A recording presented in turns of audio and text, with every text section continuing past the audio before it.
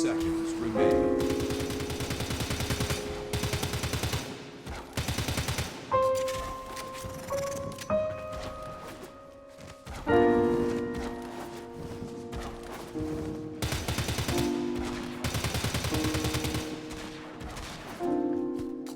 10 seconds remain. 5, 4, 3, 2, 1. This loss has illuminated your weakness. Practice will be your way.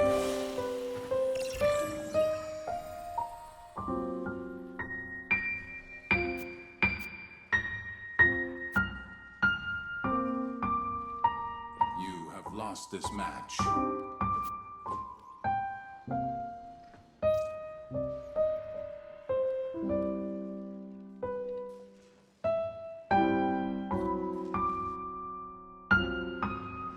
Oro is the binding force for an enemy who, like the Tenno, can survive death. To kill such an enemy is futile unless you sever this bond, absorb the Oro to annihilate it, and claim a true victory.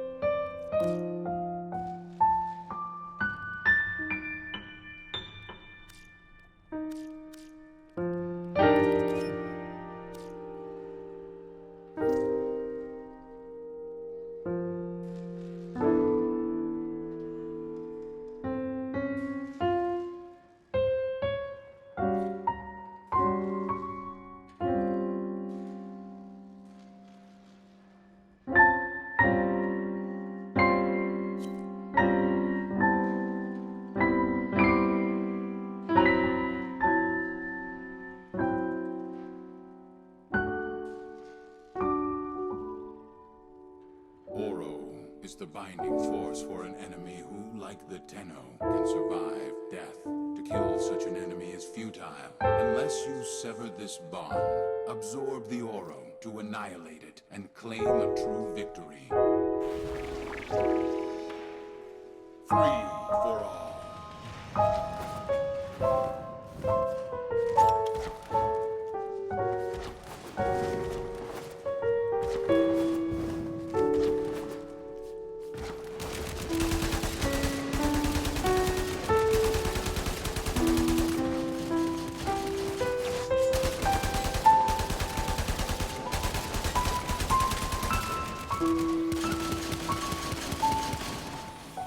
You have lost the lead.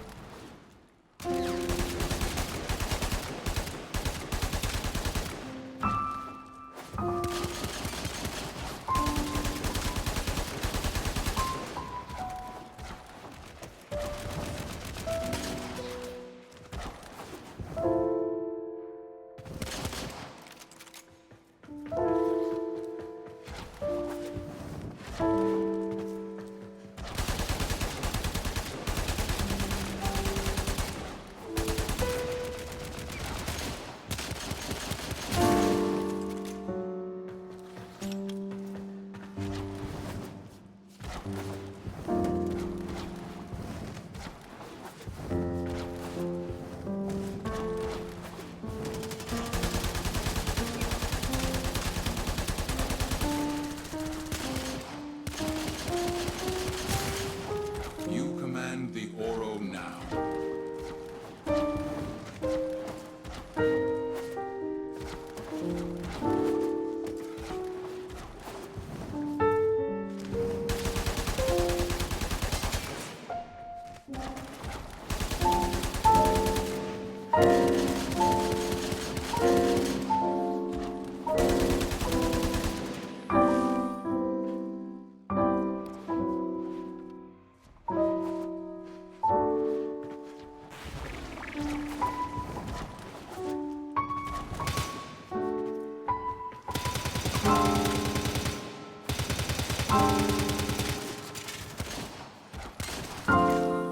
The lead has been taken by another Tenno.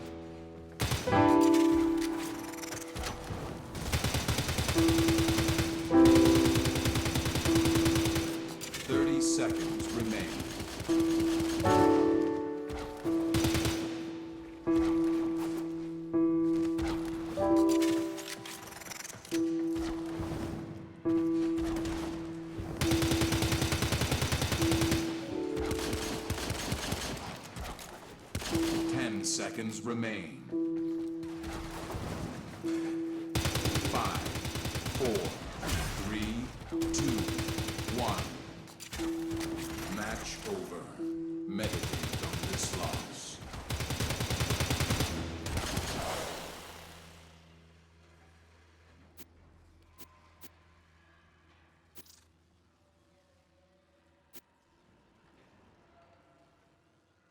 You have lost this match.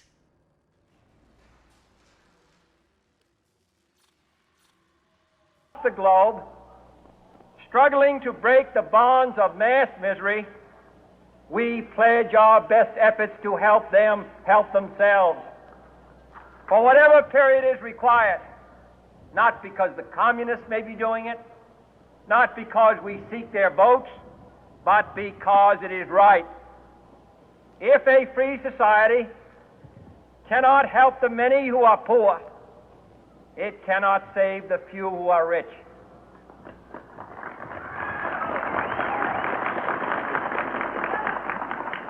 To our sister republics south of our border, we offer a special pledge to convert our good words into good deeds, in a new alliance for progress, to assist free men and free governments in casting off the chains of poverty. But this peaceful revolution of hope cannot become the prey of hostile powers. Let all our neighbors know that we shall join with them to oppose aggression or subversion anywhere in the Americas. And let every other power know that this hemisphere intends to remain the master of its own house.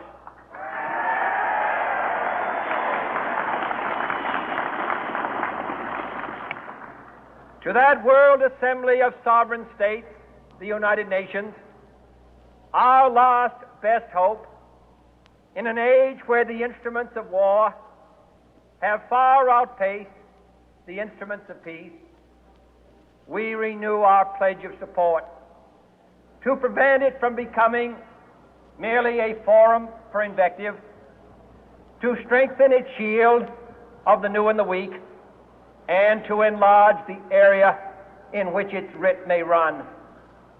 Finally, to those nations who would make themselves our adversary, we offer not a pledge, but a request that both sides begin anew the quest for peace.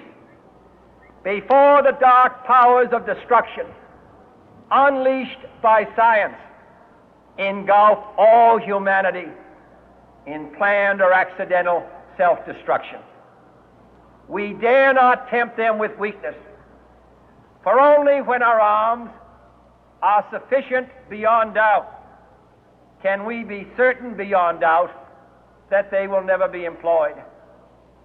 But neither can two great and powerful groups of nations take comfort from our present course, both sides overburdened by the cost of modern weapons, both rightly alarmed by the steady spread of the deadly atom, yet both racing to alter that uncertain balance of terror that stays the hand of mankind's final war.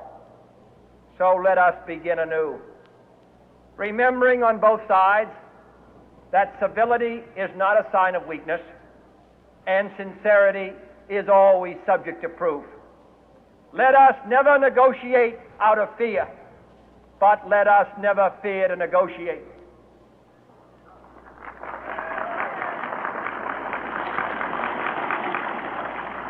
Let both sides explore what problems unite us, instead of belaboring those problems which divide us. Let both sides, for the first time, formulate serious and precise proposals for the inspection and control of arms, and bring the absolute power to destroy other nations under the absolute control of all nations.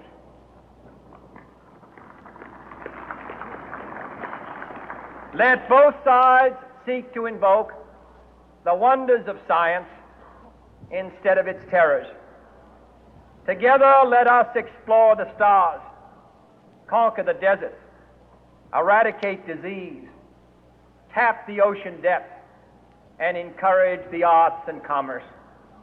Let both sides unite to heed in all corners of the earth the command of Isaiah to undo the heavy burden and let the oppressed go free. And if a beachhead of cooperation may push back the jungle of suspicion, let both sides join in creating a new endeavor, not a new balance of power, but a new world of law, where the strong are just and the weak secure and the peace preserved. All this will not be finished in the first 100 days, nor will it be finished in the first 1,000 days, nor in the life of this administration, nor even perhaps in our lifetime on this planet. But let us begin.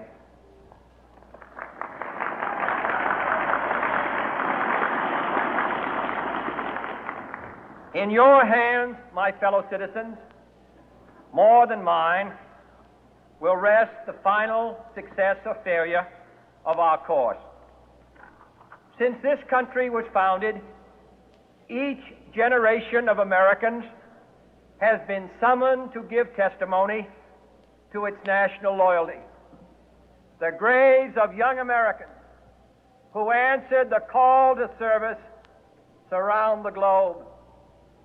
Now the trumpet summons us again, not as a call to bear arms, though arms we need, not as a call to battle, though in battle we are, but a call to bear the burden of a long twilight struggle, year in and year out, rejoicing in hope, patient in tribulation, a struggle against the common enemies of man, tyranny, poverty, disease, and war itself. Can we forge against these enemies a grand and global alliance, north and south, east and west, that can assure a more fruitful life for all mankind? Will you join in that historic effort?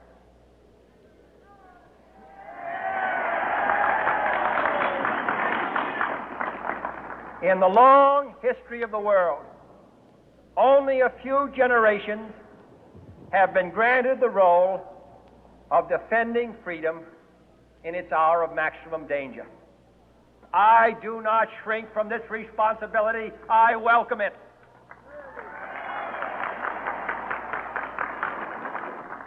I do not believe that any of us would exchange places with any other people or any other generation. The energy, the faith, the devotion which we bring to this endeavor will light our country and all who serve it. And the glow from that fire can truly light the world. And so, my fellow Americans, ask not what your country can do for you.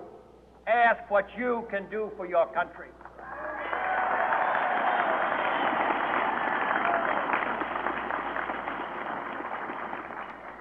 My fellow citizens of the world, ask not what America will do for you, but what together we can do for the freedom of man.